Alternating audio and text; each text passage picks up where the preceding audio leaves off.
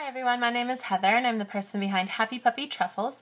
Today I thought I'd share with you guys a display origami that we put on a board called a shikishi in Japan. This is again a really fun way to kind of specially preserve an origami project that you might have done. It also makes it a great present for somebody if you're trying to make a nice little gift for someone for spring or something along those lines.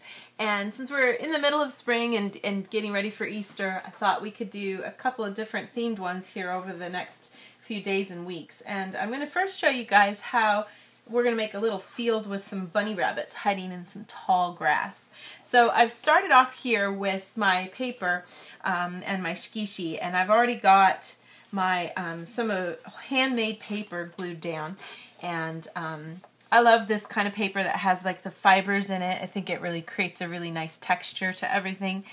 So I use that for the sky. It already kind of looks like there's clouds floating in the sky. And then a little bit of the pale green down here to kind of show a field.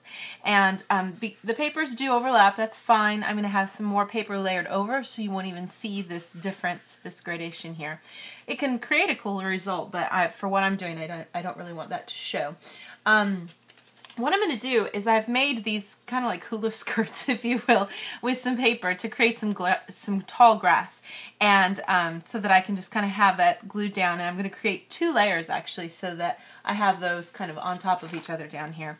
And so I have the other piece of paper here too. This is another kind of handmade paper. It is really fibrous and it has a really great tear edge when you tear it, but it's not as fibrous as this kind of paper is here. And all I did to do this, you do get a kind of a uniform sort of fringe. If you don't like that, you can choose a different way. And you know, this is some pretty thick blades, but I thought that would be kind of cute for the springtime kind of feel. But you could certainly play around with it. All I do is just go ahead and fold my paper in half. And this depends a little bit too if you have good scissors. If you have good scissors, you can get away with making things a lot more narrow and stuff, but I just went for something a little easier here. But just folding it over and over until I get to a point where I feel like I can kind of work with it. You don't need it to be exact, of course, or straight even for that matter. But I got to this stage here, and then I just go ahead and cut from the top, the part that I tore away at the fringe. That's a slightly different edge. Just go straight down from here. And I'm going for really long grass, so I'm going to keep it kind of like this. Then open it up, and you'll notice then, of course, you've got this wider piece here. You're going to cut that. And we're just going to keep doing this step as we open things up. I'm going to open to the next step, and there'll be this part in the middle that needs to be cut. So I'll cut that part again. And then just keep going until we get the whole thing opened up and we can see all of our grass here.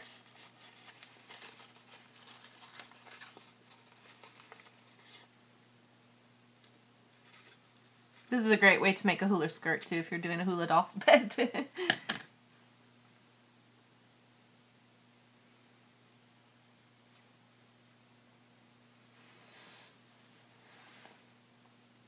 So I've got it out here, and then I'm just going to go ahead and use a bit of paper so that I don't get glue everywhere, of course. And I'm going to put some glue just right along the bottom edge here. And I suppose if you're worried about this over time, like kind of falling down a little, because these gravity will work its way on this, and these guys will probably slowly, over time, the blades of grass will slowly kind of droop down a little bit. If that's definitely something you don't want to have happen, you can glue down some of these edges later on when we're done getting our bunnies in here. If you like the feel of having it be kind of, more 3D, you can leave it. You can also get sprays and things that you can use to kind of finish off projects, paper projects and other things like that at art supply stores that can work really good to help make things kind of finished off if you want. But I'm just going to go ahead and put my layer of glue here.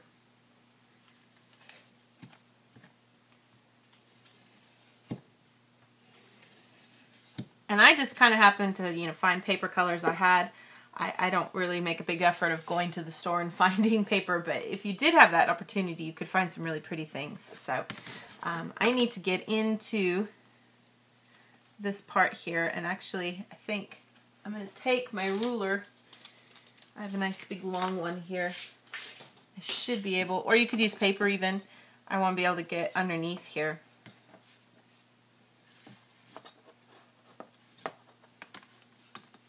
So that then I can lay this guy down.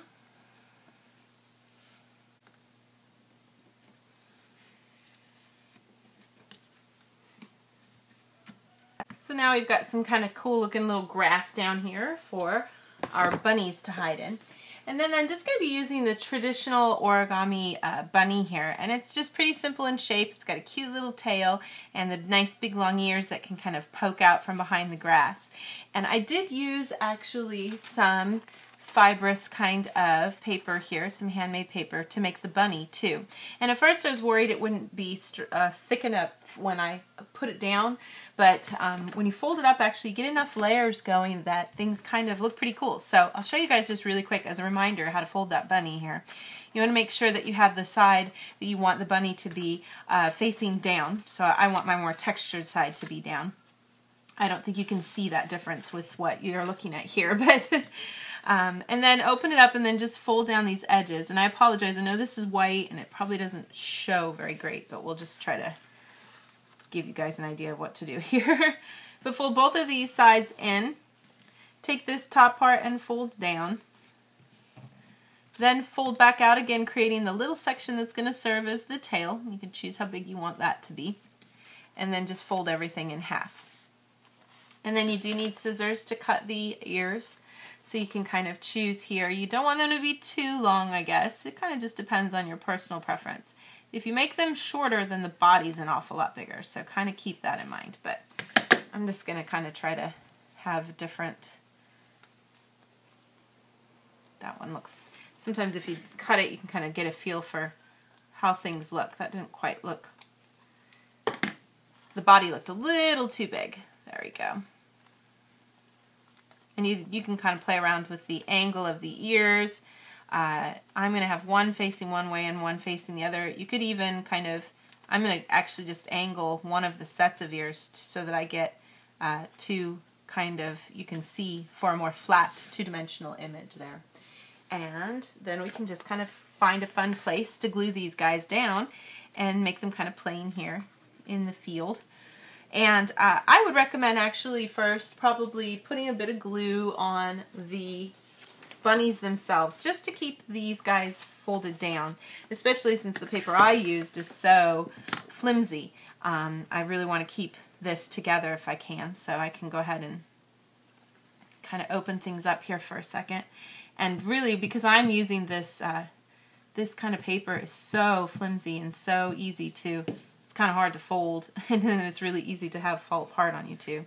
But I'm just going to kind of put a tiny bit here so that when I fold up the ear, it sticks down. And then I'll do the same on this one. And like I said, this one I'm doing so that the ears match up. The other guy, I just chose to kind of alternate them. That's just a point of preference for you guys if you want to keep it the same or whatever. And your bunnies don't have to be white. They can be brown and black and all sorts of fun colors, gray. So you can have a lot of fun with that. I was shooting for kind of more of an Easter theme with little white bunnies. And then I'll get this little ear up here. And then this one too.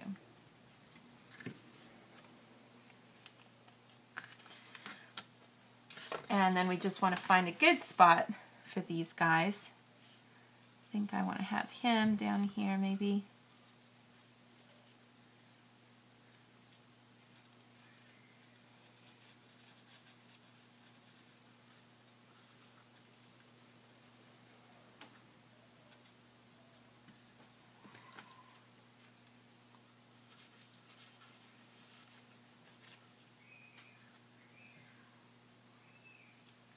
Something like this. So I'll go ahead and glue those down, and that'll give me my little finished bunnies here. So when you're finished, you might have something that kind of looks like this, which is a couple bunnies playing in the grass. And like I said, it makes kind of a fun little three-dimensional design. And this is certainly something that's easy enough that a kid could make it. So I would definitely recommend it as a fun project for children. And it makes a great way to kind of make your own origami painting, if you will. And you don't have to have the shikishi. You can put it on cardboard. You can put it on mat board, anything that you might have lying around, old Amazon boxes, you know, just cover them in wrapping paper or in some kind of paper like this to create a nice workspace, and then you make your own pictures. So lots of fun things you can do with it for sure. Thanks again always, you guys, so much for watching. I'll have more fun projects for spring and Easter in the days to come, and I'll see you guys next time. Bye!